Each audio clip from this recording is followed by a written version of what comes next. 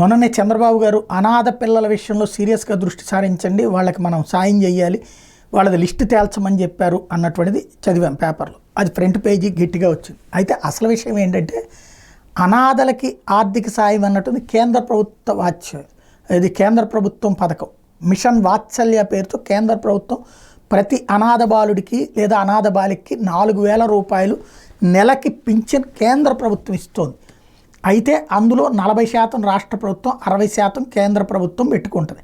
కేంద్రం 60% పెట్టుకుంటే 40% రాష్ట్ర ప్రభుత్వం పెట్టుకోవాలి. ఇప్పుడు ఆ అంశాన్నే చంద్రబాబు గారు తాజాగా తేల్చింది.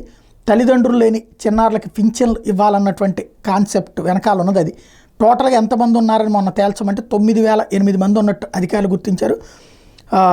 తల్లిదండ్రులు కోల్పోయిన చిన్నారులు, తల్లి లేదా తండ్రి ఎవరినో ఒకళ్ళని కోల్పోయిన చిన్నారులకు కూడా ఈ పథకం కింద 4,000 రూపాయలు చొప్పున ఆర్థిక సహాయం అందిస్తారు.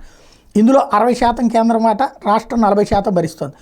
ప్రస్తుతానికి ఈ పథకం కింద 10,000 మంది ఆల్రెడీ లబ్ధిదారులు ఉన్నారు. వాళ్ళకి 18 ఏళ్ల వయసు వచ్చే వరకు కూడా ఈ పథకం వర్తిస్తుంది. అయితే లాస్ట్ ఇయర్ 6 నెలలకు సరిపడా 24 కోట్ల బడ్జెట్ మాత్రమే కేంద్రం నుంచి విడుదలైంది.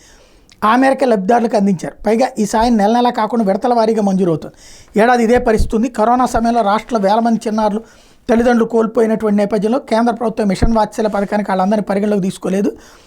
రాష్ట్రాల వారీగా కొంతమేర కోటా కేటాయించి ఆ మేరకు పథకాన్ని అమలు చేస్తుంది. చాలామందికి అర్హత ఉన్న సాయం అందని పరిస్థితి ఉంది.